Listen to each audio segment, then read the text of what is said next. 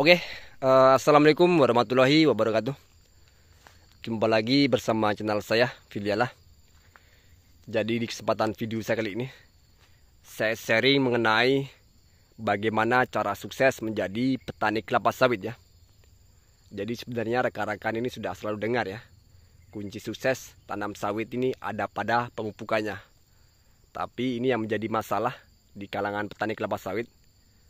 Pemupukannya tidak diperhatikan dengan benar, alhasil performanya hanya begitu-begitu saja ya. Jadi saya sharingkan di sini, mudah-mudahan bisa menjadi tambahan untuk rekan-rekan semua.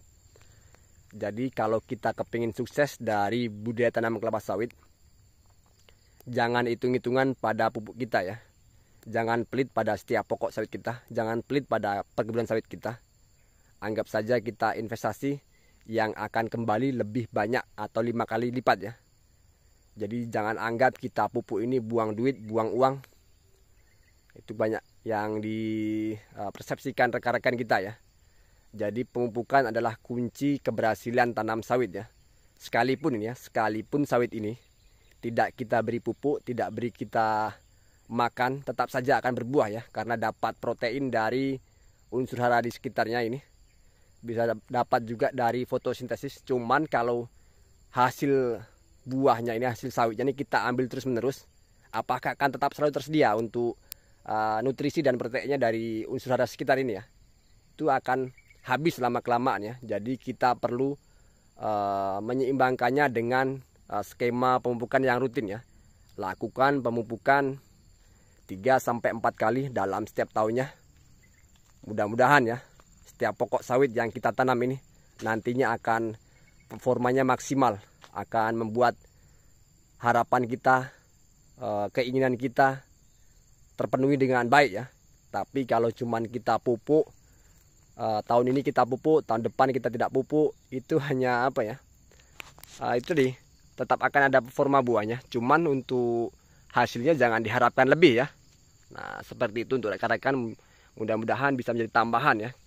Jadi mainnya hanya dipupuk ya, mainnya hanya dipupuk untuk kunci suksesnya ini. Jadi jangan hitung-hitungan pada pokok sawit kita. Ini bukan saya pamer ataupun mencari kerendahan rekan-rekan semua ya. Saya hanya sharing. Jadi kalau direspon dengan baik, mau direspon dengan buruk, saya tidak masalah. Yang penting niat saya sharing untuk rekan-rekan. Jadi kunci tanam sawit ini ada pada skema pemupukannya. Jadi kalaupun buahnya lagi banyak, hasil panennya lagi melimpah, belikan pupuk yang berkualitas, yang baik, yang super.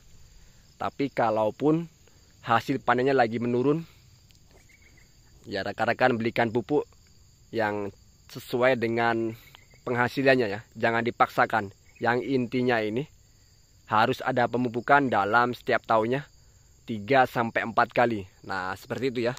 Jadi tidak ada pemaksaan untuk membeli pupuk yang mahal, yang selalu mahal, tidak seperti itu ya. Yang penting intinya kita pupuk terus menerus ya. Jangan sampai kita lewatkan skema pemupukannya ini. Harus jaga terus. Jadi jangan hitung-hitungan pada pokok sawit kita. Ya. Jadi untuk konten kreator sawit ini sangat sulit sekali ya memperlihatkan setiap pokok sawitnya.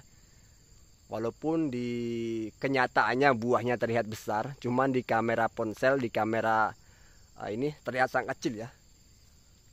Ini sebenarnya besar ya, cuman kalau di kamera ponsel seperti ini terlihat kecil. Ya, mau kita jalan-jalan ke sana, tetap saja ya sama seperti ini. Jadi lagi musim trek juga ini ya, musim trek basah kata BMKG ya, apa itu ya. Jadi lagi musim trek basah. Apa sih bahasanya itu?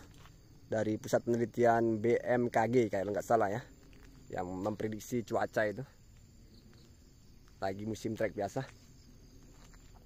Jadi kalaupun ada pertanyaan dalam video saya ini, silakan ya tulis di kolom komentar pertanyaannya seperti apa tentang kunci sukses di dalam budaya tanam kelapa sawit ini.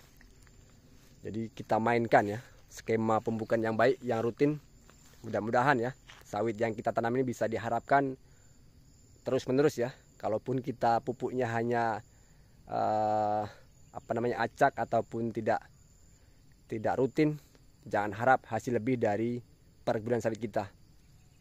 Tapi kalau kita pupuknya baik, skema pupukannya rutin, mudah-mudahan ya setiap pokoknya ini akan berbakti pada tuanya. Jadi sampai di sini saja untuk sharing kita kali ini. Mudah-mudahan bisa menjadi tambahan untuk rekan-rekan semua. Saya doakan yang punya keinginan tanam sawit sesegera mungkin terlaksana ya. Dan untuk rekan-rekan yang sudah tanam sawit, saya ucapkan selamat bergabung.